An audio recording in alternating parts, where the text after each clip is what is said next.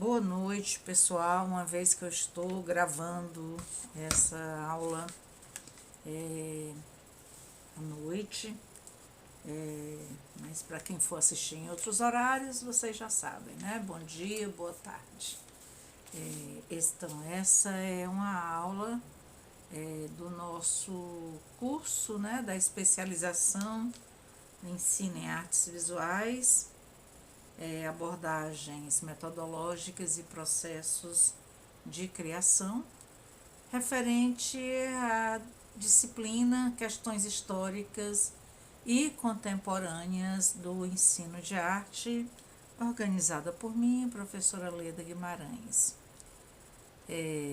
Relembrando, nós estamos caminhando, continuamos a nossa caminhada na linha de tempo proposta por Ana May Barbosa e organizada visualmente por uma das nossas tutoras aqui, a Juliana, e caminhamos então pelas viradas. Nesse momento, estamos aqui na virada pós-moderna, que compreende os anos 1980 a 1990. De novo, relembrando que essas datas, elas são circunstanciais, quer dizer, a gente organiza para poder estudar alguma coisa, mas esses parâmetros de tempo são sempre relativos e são sempre construções.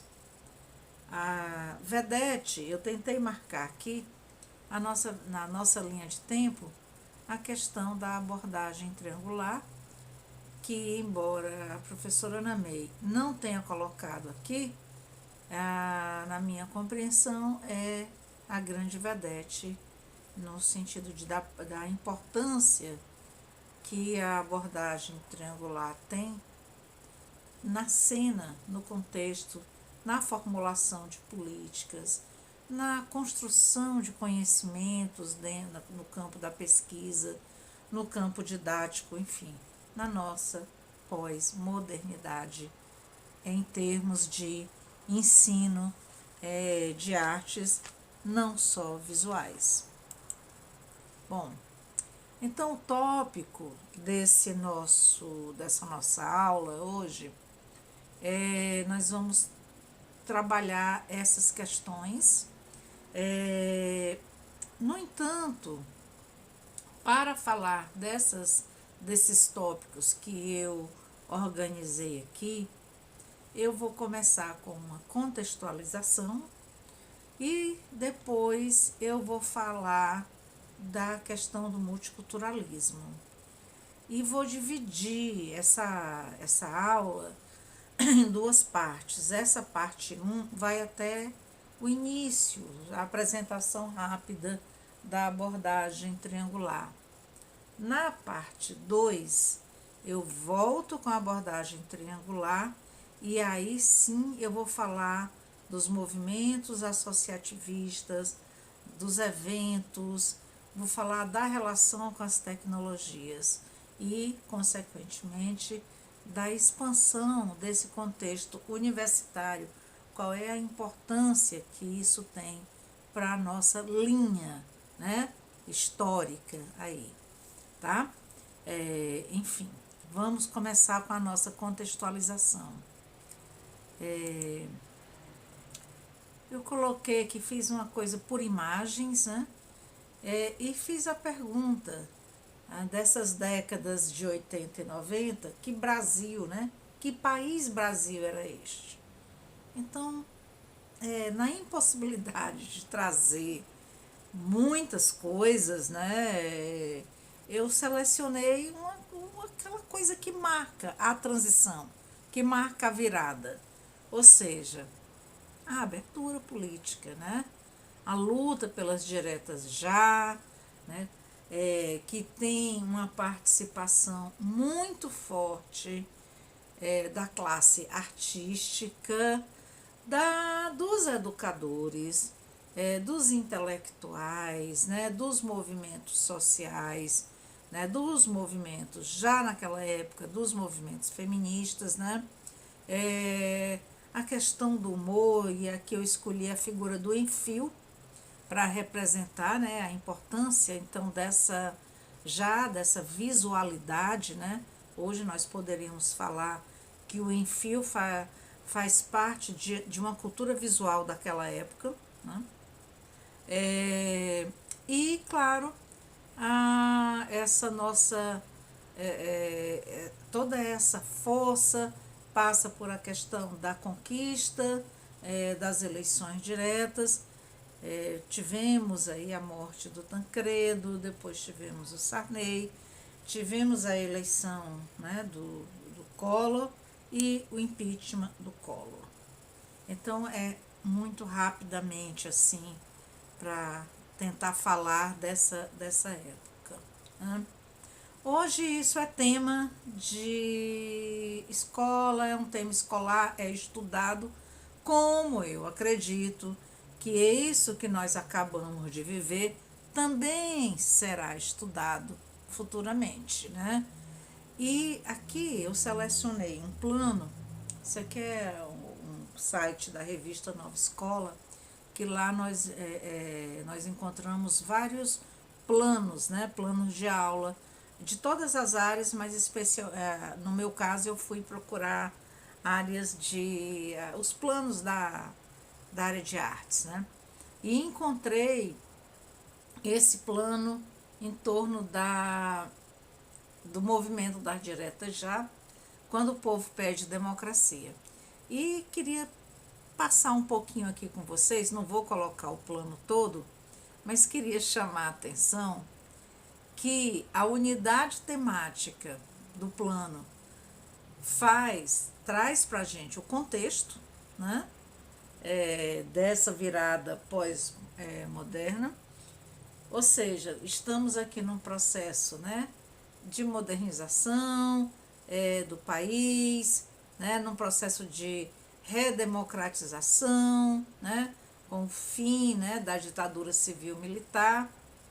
Quer dizer, a gente está falando de 80, mas esse contexto serve para a gente falar das décadas de 80 e 90, porque justamente tudo que vai ser discutido aqui passa por esse processo, passa por esse movimento de redemocratização. E aqui a Constituição de 88 vai tratar de um tema no qual eu vou me deter, que é o multiculturalismo. Então aqui a gente vai ter essa preocupação na Constituição com a emancipação das cidadanias, né? A questão do analfabetismo, como é impressionante, né? O índice, a gente chega, né, nessa virada com o índice de analfabetos ainda muito grande nesse país, né? A questão, enfim, do processo que a gente está vendo, continua vendo, né, da dizimação das populações indígenas, a precarização da população negra, a invisibilidade da população jovem, especialmente jovem de periferia, né? Então, essa história é uma história recente, não é uma história distante da gente, né? É uma história que está presente e que vai ter impactos na educação. Também eu trouxe, para contextualizar, pensar na cena das artes visuais dos anos 70 e 80. Pensando, não dava para selecionar tudo, impossível, né? É uma coisa, como é difícil, eu pesquisando, né, fazendo aquela velha coisa da gente ir pro Google, né? Eu relembrei peguei essa matéria, que é de 2017, mas que fala de alguma coisa que de fato foi muito importante, de exposições que marcaram essa transição dos 70 para os 80, né? E que fizeram esse diálogo com a luta pela democracia. Então, nós vamos ter aqui os domingos de criação, que aí, bem da década de 70, com o curador Frederico de Moraes, que é um crítico super importante, tem livros publicados, né? E com o curador Marcos Lontra, também outra pessoa que, se eu não me engano, o Marcos faz um trânsito entre Rio e Pernambuco, e que eles dois juntos, né, tiveram uma presença na organização de eventos que romperam, né, e que trazem para a gente vai ver por quê, trazem para a gente essa perspectiva de uma arte mais engajada, não aquele engajamento que a gente já discutiu no tópico anterior, lá dos movimentos sociais, mas uma arte engajada no sentido de promover rupturas formais, rupturas de linguagem, rupturas do próprio espaço, né? Do que seriam os espaços determinados para a questão da arte. Trouxe aqui algumas imagens então teve uma farta, queria chamar também a atenção para a produção gráfica, né? Vamos lembrar que já tínhamos, né, a implementação dos cursos de design, inclusive com esse nome, ou com o nome design industrial. Então a gente tem uma produção de cartazes muito forte que acompanham e fazem a publicidade, que dão a visibilidade desses eventos, né? E eu trouxe uma imagem, porque não tem muitas imagens também na internet. Eu trouxe uma imagem de um desses domingos, né? Que é essa imagem que chama Domingo do Tecido. Então, todo o evento era organizado nesse domingo em torno do uso de tecidos que eram trazidos ou de casa, ou de fábricas, ou achados no meio da rua. Então, a produção estava ligada a uma performance. As pessoas na rua, as pessoas improvisando com os tecidos, famílias, enfim. Vou ler aqui a descrição. O projeto durou 6 domingos, sempre no último, né, de cada mês. Cada um ligado a um material e a um nome específico. O domingo por um fio, domingo de papel, o domingo do domingo, domingo terra a terra, o som do domingo e o corpo a corpo do domingo. Esses títulos, né, segundo o Moraes, eram uma tentativa de compreender o que era o domingo, sua diferença em relação aos dias úteis e como o próprio lazer se tornara algo burocrático. Então, um movimento que vai reestetizar o prazer do ócio, do lúdico, né, como um movimento artístico.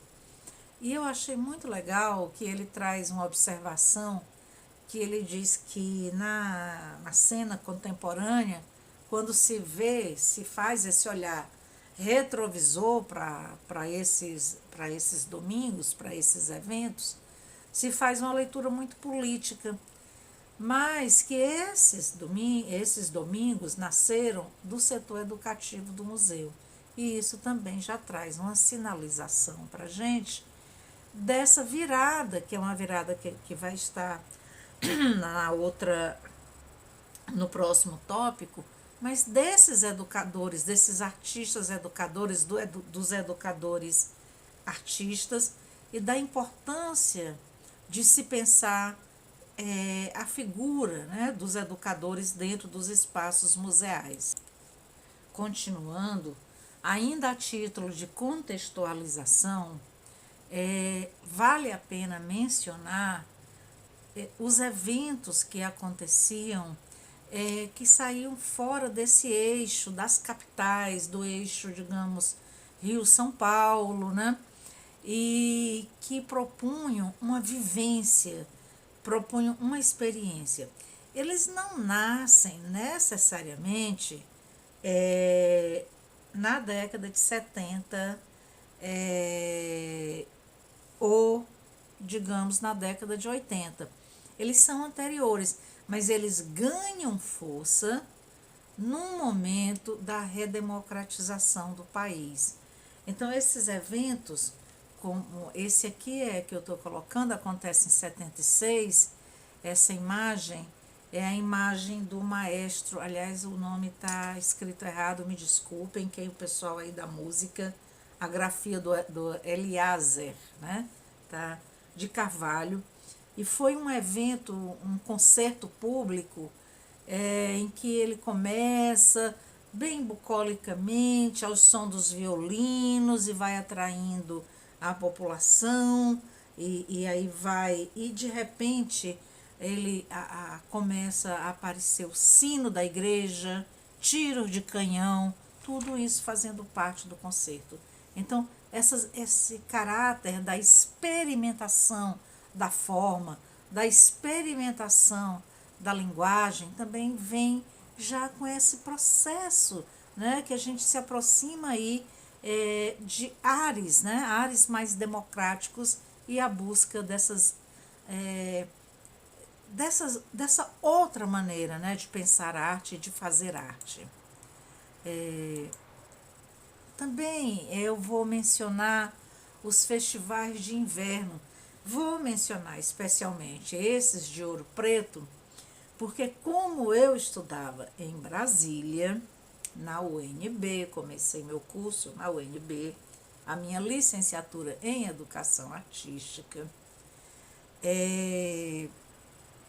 eu cheguei a participar de 2 ou 3 festivais de inverno, que íamos naquela aventura de estudante, com combis alugadas, sem lugar para dormir. Mas é incrível, porque aqui lá eu encontrei um site que tem todos os cartazes durante 50 anos de existência desses festivais. Então aqui é só a caráter de ilustração mesmo, mas se nós fôssemos parar, que não vamos fazer agora, para analisar as visualidades desses cartazes, também eles iriam falar muito dessa época, dessas viradas, né, dessa transição das décadas de 70 para 80. Então, quais são os objetos, né, que estão aí nas imagens da década de 70, na década de 80, na década de 90, que diálogo é esse? Mas eu trouxe esses cartazes também para falar, além de contar que eu participei, né, de 2 ou 3 eventos, 2 ou 3 festivais em Ouro Preto, em Mariana. Não cheguei aí a Belo Horizonte, mas acho que fui a Ouro Preto e a Mariana, né, onde aconteciam esses festivais. E eu estou chamando a atenção porque, vejam, na aula da professora Betânia, nós vimos que os cursos de educação artística recém-implantados, né, pela ditadura civil-militar, com objetivos bem reducionistas, tecnicistas, não críticos, né? Você não ia ter lá um fomento, pelo menos não objetivamente, né? Um fomento à criticidade, ao pensamento reflexivo. Mas é claro que tudo isso pode ter escapatórias, né? Claro que sempre alguém vai lembrar de um professor, uma professora genial, uma professora que fez sua cabeça, que te motivou, né? Então, o que eu acho importante é dizer que esses festivais eram espaços de aprendizagem, espaços de formação. Nós ficávamos esperando, fazia aquela história de juntar dinheiro, fazer vaquinha para poder participar de um festival desses, porque lá você ia ter um número grande de oficinas, né? Você ia encontrar gente de outros locais do país e de fora do país. Ia ter aulas públicas, né, que aconteciam em espaços, ou em grandes espaços, ou no meio da praça. Então você ia ter experiências de um fazer coletivo, ou seja, aquilo que a gente não vivia dentro do contexto das universidades nos cursos de educação artística.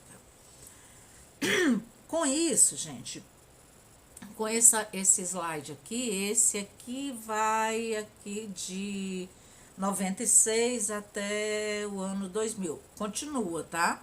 Se vocês forem pesquisar, vocês vão encontrar muitos e outros cartazes até a atualidade, tá bom? Bom, mas feito esse contexto mais panorâmico, eu queria fazer agora um post-it para a gente pensar. Se o nome, né, dessa virada é uma virada, né, que vai falar da pós-modernidade, do pós-modernismo, pós-modernista, o que é isso? O que vem a ser? De que a gente está falando, né? E aí eu peguei, né, um post-it, eu estou chamando de post-it, e que eu vou pegando na material que já está produzido. Aqui não tem nada meu, escrito por mim, só organizado por mim. Então, eu sou uma editora, certo? Eu vou pegando esse material que já existe, seleciono pedaços para trazer aqui para vocês, para a gente refletir. Então, aqui, a pós-modernidade é um conceito de sociologia que designa a condição sociocultural e estética prevalente no capitalismo após a queda do Muro de Berlim em 1989. E aqui eu trago a minha pessoa novamente, né? O Muro de Berlim caiu no dia 9 de novembro de 1989, meu aniversário. Não precisa dizer que eu comemorei muitíssimo, chorei muito, porque a queda do Muro de Berlim é um marco, né, para quem tem a minha idade, né? Bom, também é provida de um nome com mudanças ocorridas nas ciências, nas artes, que é o campo que nós estamos discutindo, e na sociedade desde 1950. A pós-modernidade representa a culminação desse processo em que mudanças constantes, que já vinham, né, já vinham ali acontecendo, mas elas vão se tornar prevalentes, elas vão ter um status, né, e vão, de uma certa maneira, vão tornar aquela noção que nós tínhamos na modernidade, né, no modernismo, aliás, desculpem, aquela questão de progresso nas artes, né, uma fase vem, sucede a outra. Essa noção de progresso vai se tornar obsoleta, vai cair em desuso, tá? Outro post-it, eu acho que é importante aqui, é dizer que o pós-modernismo, ele não apenas tolera, mas ele privilegia a mistura, o hibridismo, a mestiçagem, né, como cultura, estilo de vida. Ele vai preferir, né, dar preferência a um olhar local e contingente no lugar daquele universal e absoluto. Então, as grandes narrativas da história da arte. Aí alguém pode pensar aí, né, quem estiver me escutando. Ah, Leda, mas o currículo das licenciaturas e bacharelados em artes visuais, pelo menos, continuam organizados com essas grandes narrativas e também numa noção de progresso. É fato, né? Você estuda primeiro o Renascimento, para depois estudar o Barroco, para depois estudar o Romantismo, para depois estudar, ou seja, né? E as grandes narrativas que estão aí, né? Aquela estética considerada universal, absoluta, feita por, geralmente, né? Feita por homens brancos, enfim, eurocêntricos ou, né? Quando muito, os estadunidenses. Mas uma coisa é reconhecer que esse problema continua e a outra é dizer que esse abalo conceitual vem nessa época, né? Se nós somos filhos e filhas dessa transição, dessa virada, cabe nos perguntar qual é a parte que nos cabe nesse latifúndio, né? Aonde que a gente transita. Enfim, né? O pós-modernismo prefere o subjetivismo das interpretações parciais e localizadas. Nunca a gente vai ter uma verdade absoluta. Aquela época era daquele jeito e pronto. Não, né? Você vai lidar com as versões, com as narrativas.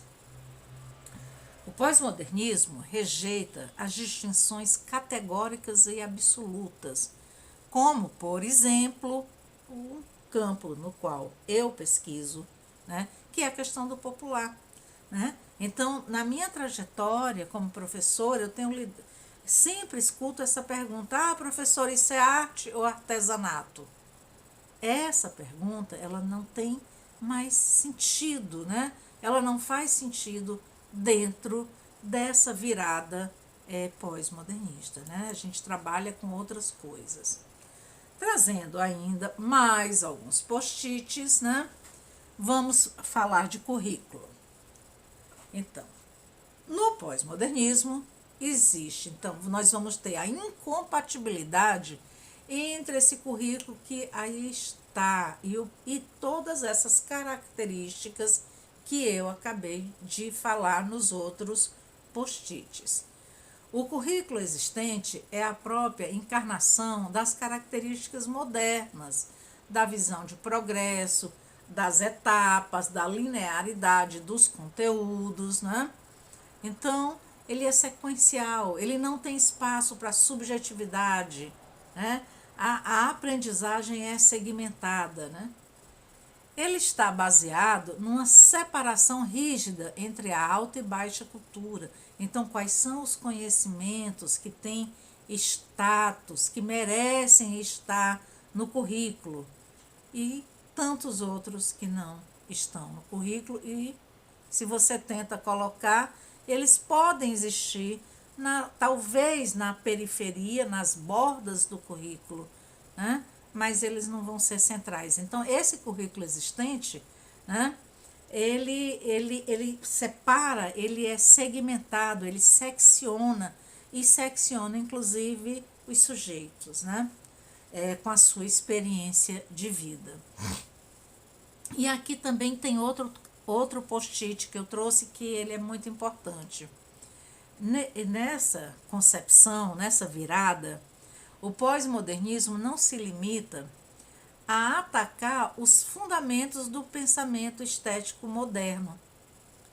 Não basta criticar, não basta eliminar, não basta jogar, como é aquele ditado, jogar a criança junto com a água da bacia, né? Que se fala, tem aquele ditado popular. Então, não basta, não vou mais falar de Picasso. Não é exatamente isso, né? Então, a questão é a linearidade e a aridez com que se faz isso, com que se fala de Picasso, ou estou citando Picasso aleatoriamente, né? Mas poderíamos falar de outros artistas que são endeusados, né? Como a genialidade, enfim, onde nós temos apenas uma única narrativa, né? Bom, e o pós-modernismo privilegia o pastiche, né, a colagem, né? O pastiche é a imitação, a ironia, certo? A paródia, né?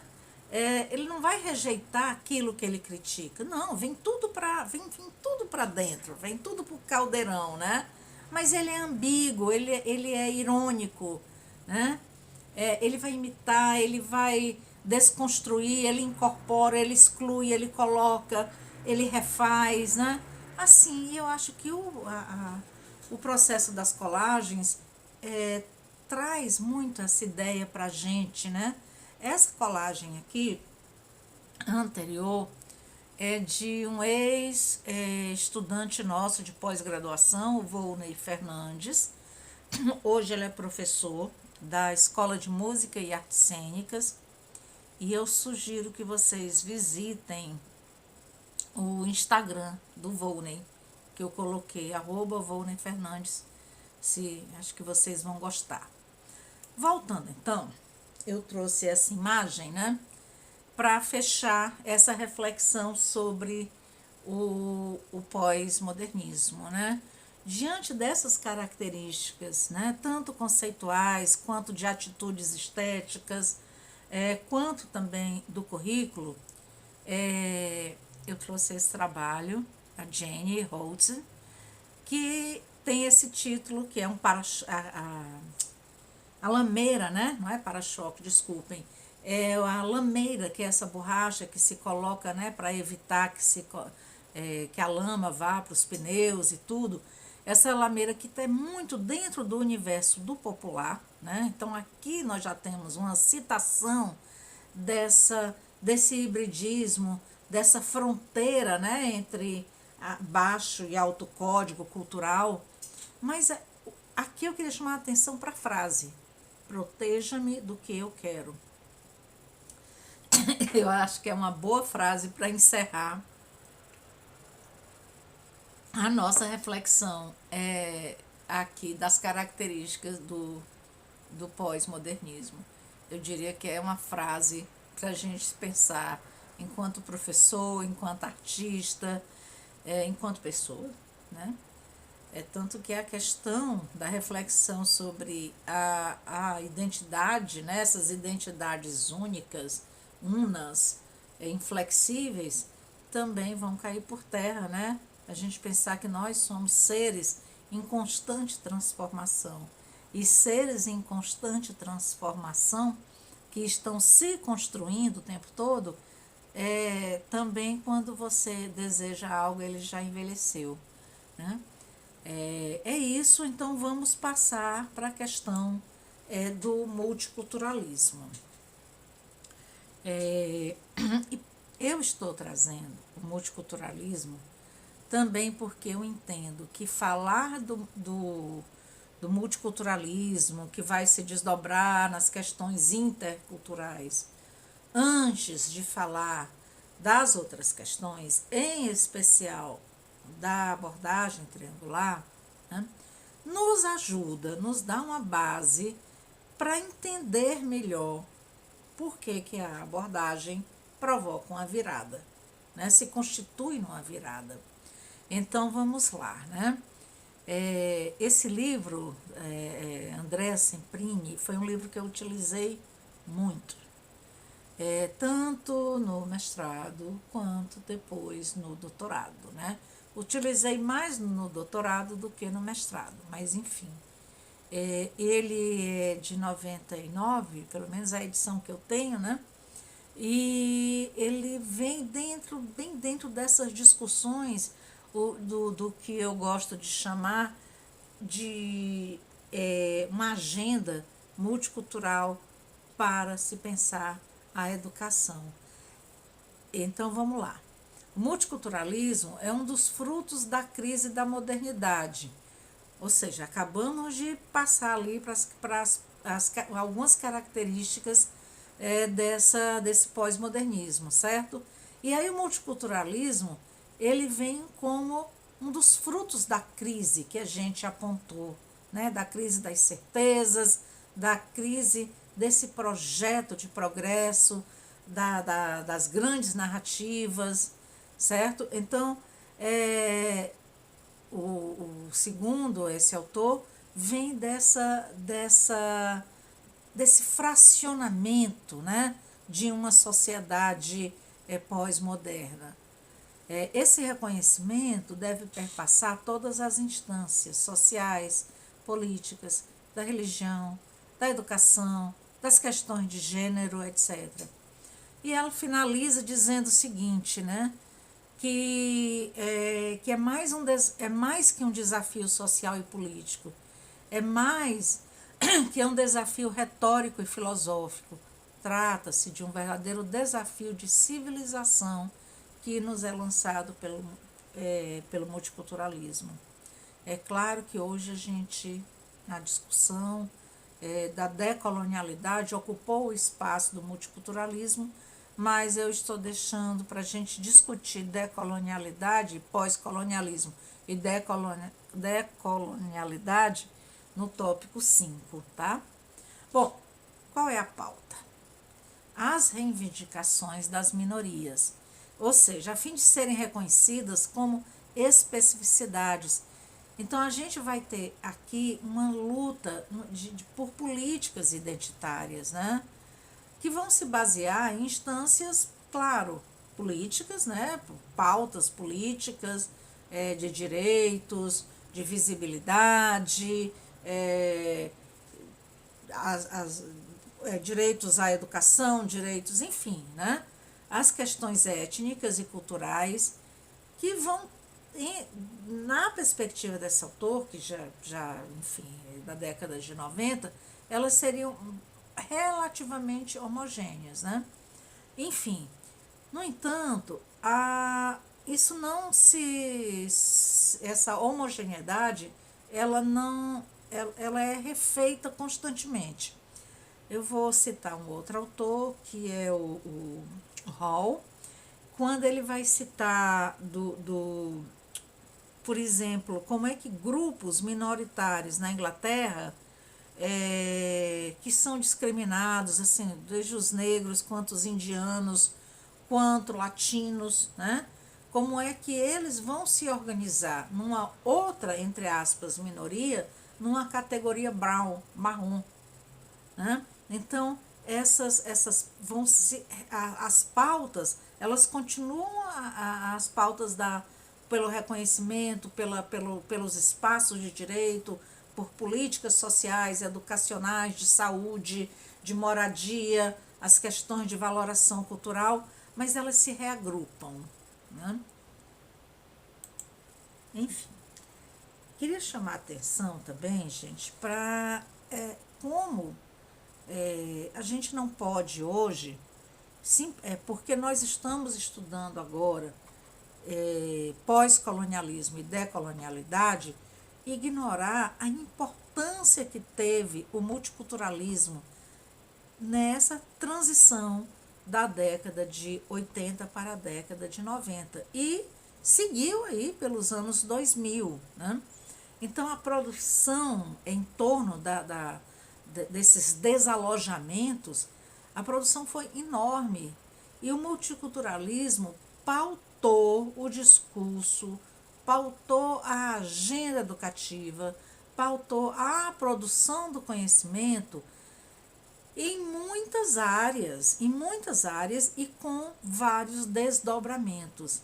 Então, a gente vai ter desde aqui, citando aqui o Peter McLaren, que vai ter vários livros. Primeiro ele lança um livro sobre multiculturalismo, depois ele vai falar desse multiculturalismo crítico e depois ele vai falar do multiculturalismo reacionário, ou seja, ele vai tornando também essa discussão mais complexa.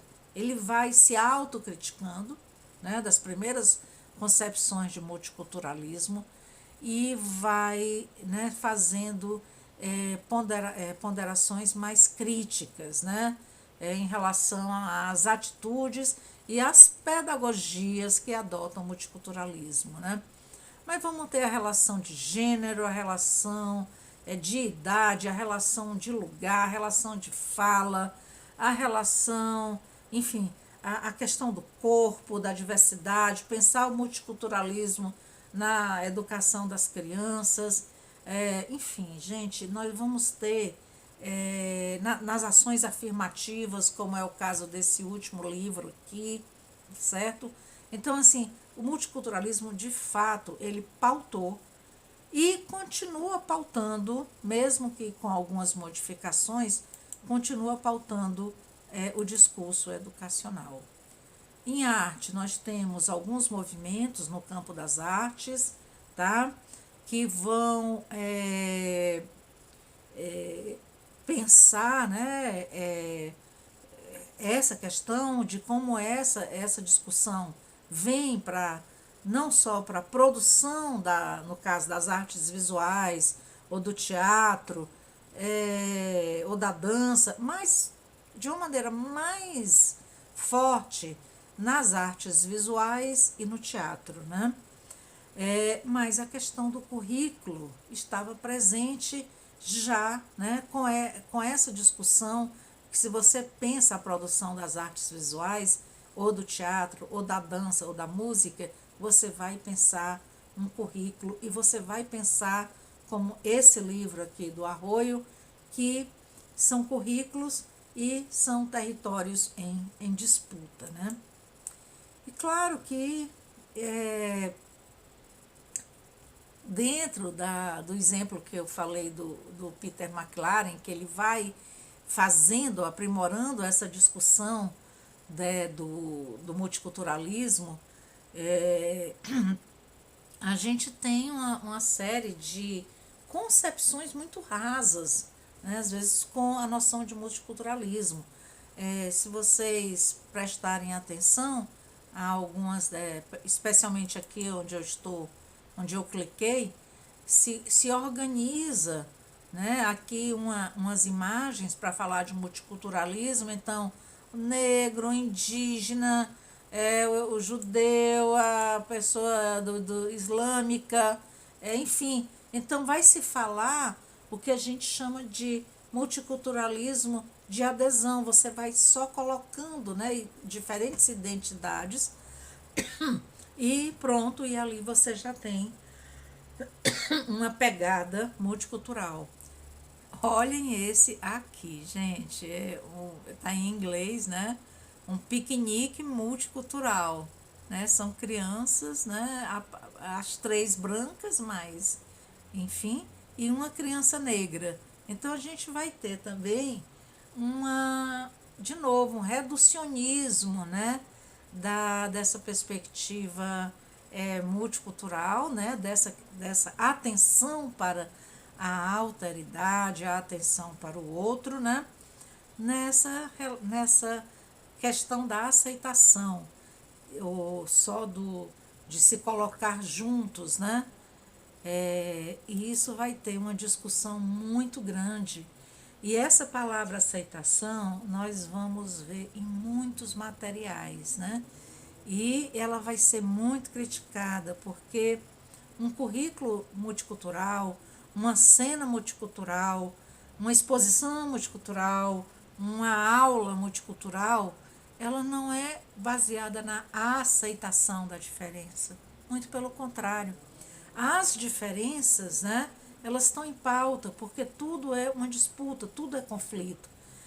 Então, o primeiro passo para uma atitude, para um reconhecimento e para que a gente possa trabalhar, né, de uma forma com base no multiculturalismo, é o reconhecimento do conflito e que tudo está em disputa, né?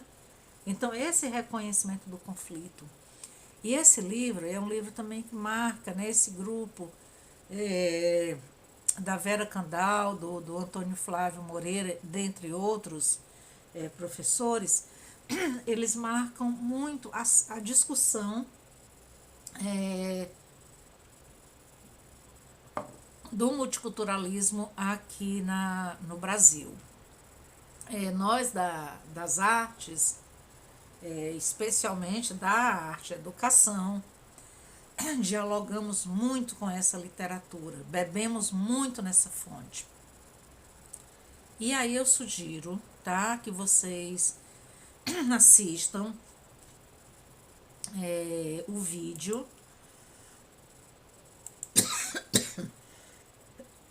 que eu coloquei, gente, já postei, já está lá para vocês. É um vídeo que esse professor, eu não conheço, o Felipe Aragão, ele comenta. Bom, ele comenta capítulo por capítulo. Então, além de recomendar o livro, assistam, né? Já está lá no Moodle, tá? Eu tinha selecionado alguns trechos, né, também do livro, mas eu vou passar mais rápido por isso daqui, porque o professor Felipe já faz isso também no tipo uma aula como essa, de slides e voz. E aí vocês já vão ter isso de uma forma muito melhor do que a minha. Então eu só vou dizer que chamar a atenção algumas coisas que eu grifei. Então, quais são as discussões que vão aparecer? Né? A Vera, que é uma das autoras que coordenam, né, essa edição, ela vai trabalhar a interculturalidade enquanto uma perspectiva que implica a aceitação da inter-relação entre diferentes grupos culturais.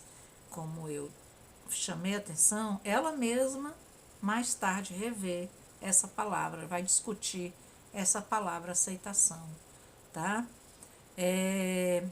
O Antônio Flávio também ele tem toda essa discussão e mais de uma publicação sobre essas questões da identidade. E ele faz as pesquisas, o bom, né, que ele traz pesquisas realizadas, faz essa pesquisa de campo e traz essas discussões sobre raça, gênero, sexualidade e vai mostrando para a gente, para quem lê, como os depoimentos vão desafiar as representações hegemônicas que nós temos ou no livro didático, ou na organização dos conteúdos, e com artes não é diferente. Se a gente for pensar agora, se cada um de nós aqui, cada um no seu campo, for parar e pensar como essas diferentes representações estão na minha agenda docente, ou estão na agenda docente dos planos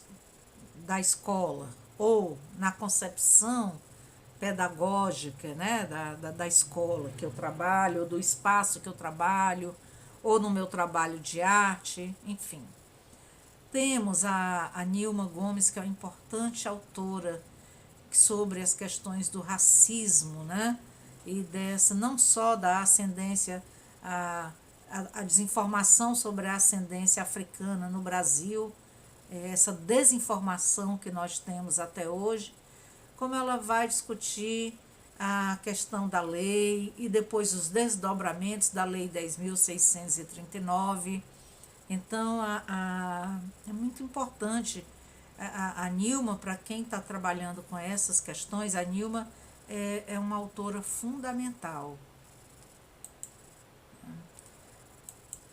Continuando, né, nós temos outros autores, e aí eu vou passar mais rápido, que vai como a Marília, que vai discutir a relação entre gênero e educação, o Luiz Carlos Moita Lopes, que é a questão, o tema da sexualidade, a Estela Caputo vai trazer essa questão do candomblé, das crianças e adolescentes, né, que pertencem a essa religião. O Paulo Carrano é um dos autores que vão discutir a questão das culturas juvenis e é super importante porque isso abre brecha para a gente pensar como essas linguagens e essas vivências culturais juvenis não chegam, né? Como nós estamos distantes, né? E é um conflito que a gente não vai sanar, né? Porque nós somos já geracionalmente distantes realmente. Agora, como é que a gente trabalha, né? A partir de que pontes a gente consegue estabelecer, né? Bom, e por fim a Teresa, ela, no último texto, ela vai falar dos processos de hibridação dos discursos sobre cultura, poder, né, que vai pensar dessa maneira, vai favorecer as questões críticas e pós-críticas no conhecimento escolar, certo? Pensando que a escola continua como um espaço político importante na vida dessas culturas juvenis com as quais a escola não dialoga, né? Bom, finalizando, o que nós temos aqui, então, para ver que tem uma literatura, né, um acúmulo de literatura, uma profusão de autores, autoras, com seus livros, eventos, enfim, aulas, que vão trabalhar, né, ou vão nos mostrar de como, mesmo a gente que acha que está trabalhando de uma maneira diferente, como a gente tem essa tendência padronizadora e esse aqui acho, mas é isso mesmo, homogeneizadora da escola, dos estudantes, né? E como a gente também tem ao nosso redor uma multiplicidade de sujeitos que não se adequam àquele padrão monocultural que é o padrão que organiza o currículo. Mas aí eu deixo para vocês, né? Já postei o vídeo e eu acho que o vídeo, né? Porque vai trazer uma percepção dessas questões a partir desse livro, mas que por base nesse livro vocês conseguem estender para outras áreas, né? Para outras questões. Bom, também, gente, eu coloquei como material, tentei postar, mas eu não consegui postar, é um podcast, mas quando eu tento colocar lá no Moodle, diz que é muito pesado, eu vou mandar esse link para vocês, que é em cima desse, um podcast com músicas, né? Músicas do continente africano, e à medida que os narradores vão trazendo essa diversidade das músicas, eles vão discutindo o livro Multiculturalismo Revolucionário, do Peter McLaren. Acho que vocês vão gostar bastante, certo? Bom, já me encaminhando aqui para a gente finalizar essa parte 1, esse multiculturalismo, né, esse uso do termo multiculturalismo, ele também não fica ali bonitinho o tempo todo, né? As pessoas que estão estudando, que estão vivenciando e que estão em contato, né, com essas discussões, a gente percebe como isso vai sendo o tempo todo reelaborado, né? E surgem então diferentes terminologias que vão traduzir melhor, né, essa busca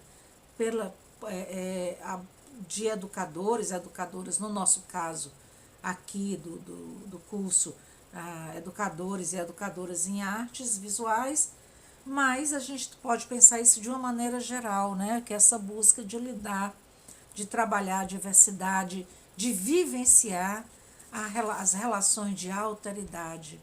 Então, essas outras terminologias, elas vão indicar também essa inter-relação entre duas ou mais disciplinas, no caso pedagógico, né?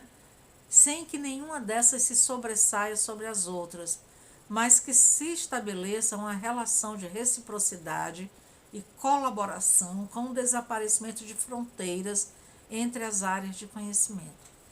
O desaparecimento de fronteiras, né, segundo a própria autora Ivone Richter, que é uma autora, uma professora da Universidade Federal de Santa Maria, ela já está aposentada, mas a pesquisa, né, da Ivone é acessível, você encontra, você dando Google, você encontra vários textos da professora Ivone, e ela vai falar que essas fronteiras elas se tornam furadas, certo?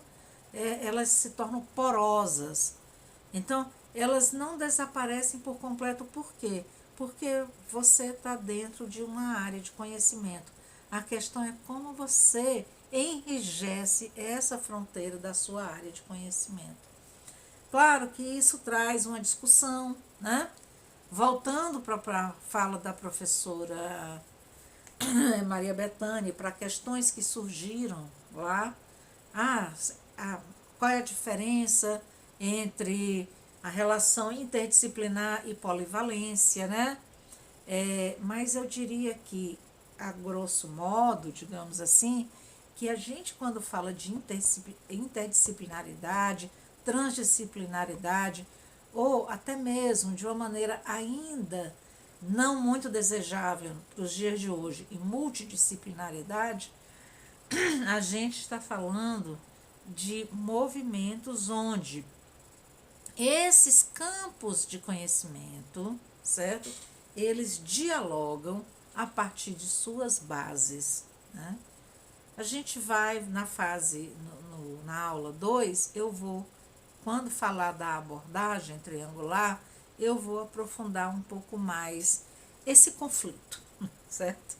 Bom, uma coisa que a professora lembra, né, e recomenda é o contato com artistas da comunidade local e da região, como também com artistas de expressão nacional e internacional, das mais diferentes partes do mundo, artistas de diferentes épocas, estilos, gêneros, raças, etnias e linguagens, arte feminista, arte do cotidiano, arte do inconsciente, arte da criança, arte indígena, enfim. Ela sugere, né, que o currículo de arte se abra, né, para essas narrativas múltiplas, né? Lembrando aquele vídeo que eu acho que vocês todos conhecem, todos, que é o vídeo da Chimamanda, né, O Perigo de uma História Única. Então, eu diria que o nascedouro, né, do multiculturalismo e os desdobramentos para ações multidisciplinares, transdisciplinares, interdisciplinares, tem como a sua base esse perigo, né, a gente compreender, né, o perigo das histórias únicas, né, das grandes narrativas, seja na arte, seja em outro campo de conhecimento, né? Então, já caminhando aqui para o final, nós vamos dar prosseguimento na fase 2, aqui, que eu vou gravar. Aí nós vamos trabalhar um pouco mais a questão de como é importante, que mesmo que esses cursos tenham surgido lá na ditadura, como que o amadurecimento, como que essas pessoas que vão fazer uma pós-graduação, falar um pouco desse mercado dos livros de arte, como as pessoas passam, né? Nós passamos, as pessoas não, nós, porque eu vivi isso aqui, né? Passamos a ler autores nacionais, não apenas os livros que eram traduzidos, né? O diálogo com centros internacionais, tá? O desenvolvimento da pós-graduação, a questão das políticas educacionais. A década de 90 é marcada pela construção dos parâmetros curriculares nacionais, né? Onde nós vamos ter o livrinho cor-de-rosa, que é o livrinho das artes, e vamos ter também a proposta dos temas transversais que dialogam, então, com toda essa discussão aí multicultural e mostra a presença dessa preocupação num currículo oficial. Então, eu termino aqui com essa imagem, tá, da Ana May, falando então aqui sobre que na continuidade, né, nós vamos continuar falando desse processo de redemocratização do Brasil, né, com que traz todas essas questões aqui que eu apontei, né, das questões multiculturais, e nós vamos ver como a abordagem triangular vai ser uma proposta que vai dar ênfase a essas viradas, né, presentes na contemporaneidade. Gente, é isso, tá? Uma boa noite para vocês, bom dia, boa tarde. E dizer uma coisa, eu vou dar um pulo aqui, que eu gostaria de fazer uma pergunta para vocês, que é a seguinte: como a gente passa tudo isso, claro que é de uma maneira rápida, mas dentro dessa disciplina, de novo, eu lanço aquela pergunta: qual é a parte que nos cabe nesse latifúndio? Citando aqui, não é, João Cabral de Melo Neto, Morte e Vida Severina. Mas é isso, existe um latifúndio, evidentemente, né? Existem terras não ocupadas, existem terras griladas nesse latifúndio, existem histórias não contadas. E como que a nossa história está inserida, ou como que a gente quer dar visibilidade a certas questões que não estão presentes, né? Então, espero que essa aula ajude. Não sei se esclarece, eu penso que é mais para provocar reflexões, certo? Um abraço.